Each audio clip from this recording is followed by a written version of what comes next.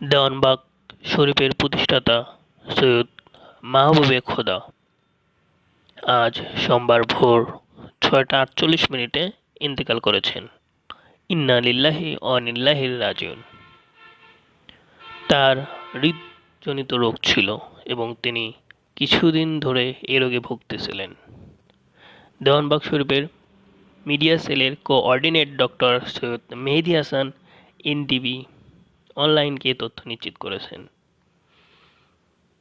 তিনি জানান, হৃদরোগজনিত সমস্যা নিয়ে গতকাল শনিবার ভোর ১২টায় উত্তরায় একটি হাসপাতালে ভর্তি হন দেওয়ানবাগ শরীফের প্রতিষ্ঠাতা সৈয়দ মাহবুবে খোদা ওরফে দেওয়ানবাগী।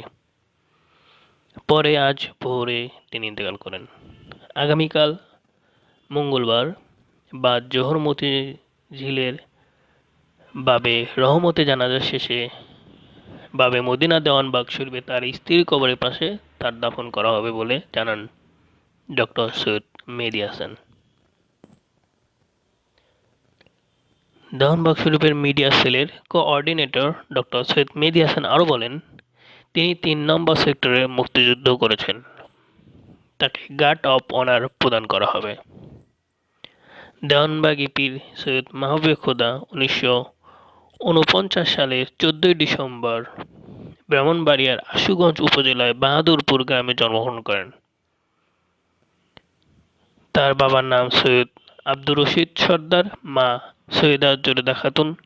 ৬ ভাই ২ বোনের মধ্যে তিনি সবার ছোট। নিজ এলাকায় তালশহর কারিমিয়া আলিয়া মাদ্রাসা থেকে ফাজিল পর্যন্ত পড়াশোনা করেন।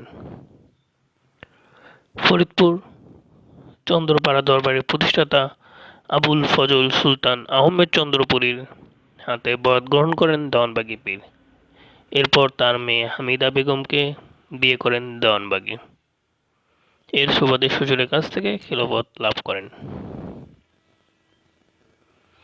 দেওয়ানবাগীর আসল নাম ছিল মাহবুবে খোদা।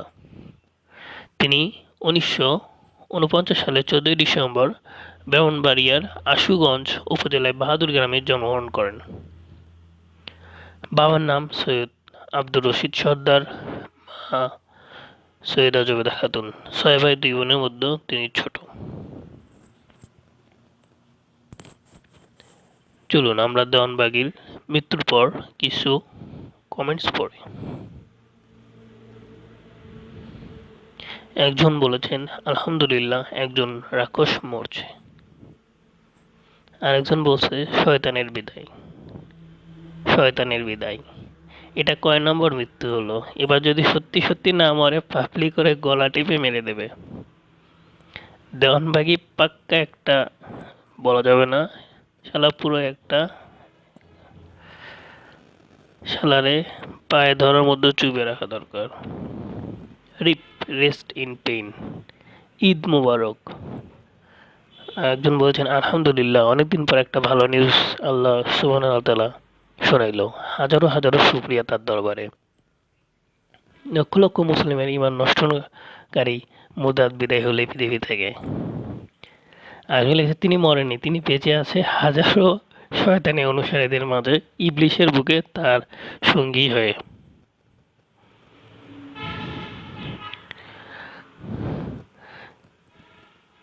আসলে মৃত্যুর পরে বোঝা যায় মানুষ কতটা ভালো ছিল বা খারাপ ছিল। তার এক একটাই সব কমেন্টস। আমি একে একে সব কমেন্ট পড়ার চেষ্টা করেছি, প্রায় ৯০% কমেন্ট পড়েছি। সব কমেন্টে মরহুমের বিরুদ্ধে লেখা এবং সবাই ওনার জন্য জাহান্নাম কামনা করছে। এই প্রথম দেখলাম কোনো মৃত ব্যক্তির জন্য এত মানুষ জাহান্নাম কামনা করে। তাহলে তিনি পৃথিবীতে কি করে গেছেন? যারা এই কুত্তার পিছনে দৌড়ে, তাদের কি এগুলো চোখে পড়ে না? ওকে যদি গার্ড অফ, একজন লিখেছেন, ওকে যদি গার্ড অফ অনার দেওয়া হয় তাহলে ৩০ লক্ষ শহীদের আত্মা কষ্ট পাবে। আরেকজন লিখেছেন, আল্লাহ হচ্ছে ন্যায় বিচারক, অবশ্যই আল্লাহ এই হন্তির সঠিক বিচার ফয়সালা করবেন। একজন লিখেছেন, পটকা মাছ, সাইজটাও অনেক মোটা। তিনি মারা যাননি, তিনি দুনিয়ায় দায়িত্ব শেষ করে অন্য দুনিয়ায় গেছেন। ভণ্ডের অনুসারীরা এভাবেই বলবে। দেশ হারালো ভণ্ডবীরকে।